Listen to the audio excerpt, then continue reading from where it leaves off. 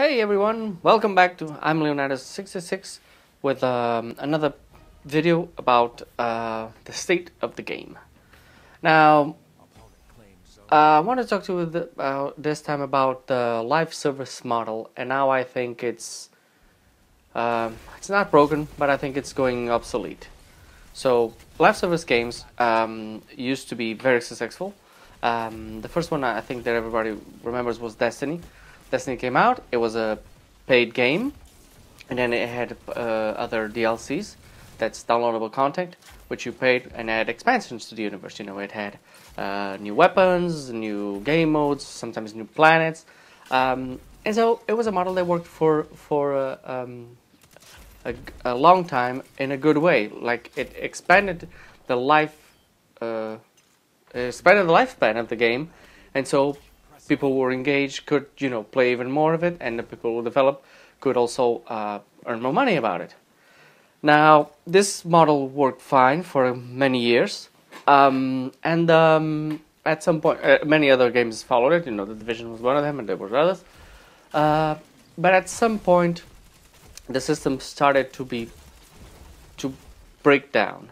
I mean, first of all, it was because everybody thought it was such a good idea. Everybody started making those types of games. But those types of games have RNG, which is random number generated, which is like random drops, random rewards. It's not you make this mission, you get this reward. It's not like one of those linear games. And that is also done to expand the lifespan of the game. Instead of just doing a mission and getting the reward, you get different rewards. They always drop something. Sometimes they don't drop anything. But other companies started doing it, and they started to flood the market with it. Now that was the first problem. The second problem was then when Destiny 2 came out, because they didn't know how to increment on the already big universe that they had, they decided to cut down on it. They decided to cut down and make the game smaller. And so they built this ladder that players had to climb. And so when they make the second one, instead of changing the game completely, they decided, okay, we're just going to drop everything down and then start again. We're going to make a big. They made a big change in the story, but then they just built it up the same way. And of course, nobody liked it. You were paying a full game. And before you paid a full game and you had like this enormous content, you paid a full game and you had this reduced content that you knew you were going to have to pay more to increment them. Plus, there was Warframe. Now, Warframe follows kind of the same model, but it is a free-to-play. Now, free-to-plays have to rely on a lot of people playing them for long periods of time to make money. I mean, it's not something like you can do a mission, finish, and go off. That way the money isn't profitable for the company. So what they did was they have a small game and they keep incrementing stuff every 2 months. Sometimes each year they have a big update.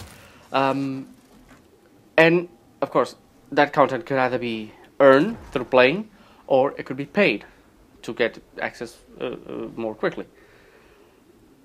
And of course, when Destiny 2 came out, everyone started comparing to that model, and everybody started to realize that for live service games, if they have a long span of years, I mean, maybe a game will last 2 or 3 years, even more, the free-to-play model is what serves best the consumer, or at least the consumers saw it like that.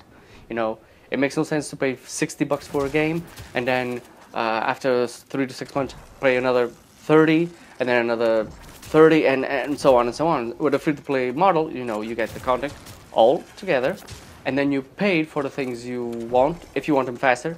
But there's no barriers in the content. There's no if you don't pay this, you won't get this content. No, you get the content, but you can get the rewards and in case of Warframe is the frames and weapons a lot faster if you just pay.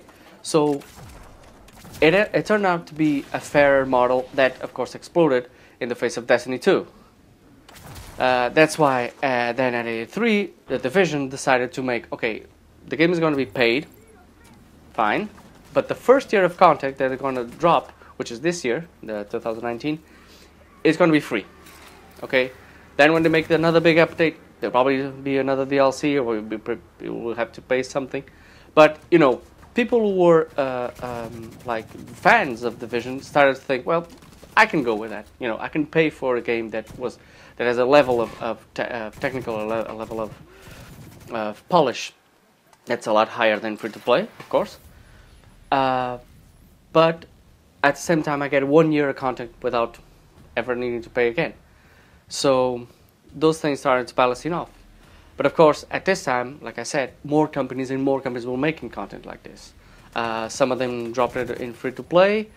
Some others didn't, like the case of Anthem. They decided that Anthem was going to be a paid game with paid DLCs, and of course that also exploded in their faces because they had a even bigger problem, which is the game was actually very bad. It was very bad. It was not only technically, but the lore and the hype that they created for the game did not meet expectations. It wasn't that big of a game.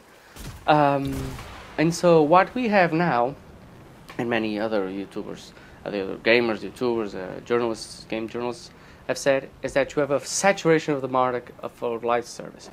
On top of the ones that you can pay for, there's the ones who are free to play. And so no single individual can dedicate this himself or herself to the variety of games there is. I speak from personal experience. I play about between 2 and 4 hours every day. Sometimes the average is around 3. And I play Warframe, which is my main game, and then I play other games on the side. I started playing Space Wolves, but then I got bored of it. That's a topic for another video. So I switched from sci-fi shooter to a completely different model, which is a hack and slash fantasy, which is Dauntless, which is also free to play, and I only have time to really build content and get rewards in those two. If I try to make for 3 or 4 or 5, I won't have enough time. Even professionals who have, play every day for 8 hours straight, they can't keep up with the content and the updates and the lore and the quests and all those things. So, because they saturated the market so much, most companies decided not to go that way, because companies want to have their revenue fast. I mean, they want to invest in the game, put it out, and in that moment they put it out, they want their return on investment, maybe in the next year, maybe in 1 year. But these are games, live service games, are games that are supposedly built for 3 to 5 years. And if they're free to play, they're like they have to plan for like 10 years. At least this is what Steve Sinclair, the creative director of Warframe, said. And I think it's true. A free to play game has to build an audience, has to build a community, and that community is like the engine that keeps the company going. They give money to the company makes content, and that thing goes snowballing. But not all companies and not all investors are like that. From what I know from general investment, they want a return from 3 to 5 years. I'm sorry, from 2 to 3 years. That's what the return on investment that the investor. If I put money on something, I want that return in 2 to 3 years. Then, if it's really successful, I might expand on it. If not, I might not. I might just cut my losses and run. So that's why this year E3 didn't have a lot of live service games. I mean, it continued with the ones they had. Division still go out there. Destiny is finally getting to the point where it was in Destiny 1, which now it has 1 million concurrent players. It's also going free to play, which I think is very exciting, and I really hope to see what they will bring to the table in terms of free to play. I know it's going to be not going to be the full game. It's going to be the previous or the earlier version of Destiny 2, but still, it will attract a lot of people. And so this year they decided on E3, not many of those games are out there right now. They aren't developed anymore because people just decided, it's a saturated market. If you have most players with time already playing these established games, it's very hard to penetrate with a new free-to-play. The only company that decided to do that was Eidos and Square with Avengers. But again, I think Eidos should have gone another way. That's topic for another video. going back to live service, that's why I'm saying I think the live service model, it's I won't say it's broken, because some games in Asia, China, and so on have they still do it. There's also mobile. There's also live service that works in mobile, and I know gamers, true gamers hate it, but for a company doing games, it's an option. It's a good revenue for many of them. It's a good revenue for getting money to do their work. So there's that. But right as of now, fully grown games, as I could say, which work on live service are they're kind of obsolete right now, unless Destiny Division or something like that stops. It really doesn't help the community. So that's my opinion on it. That's all I want to share with you.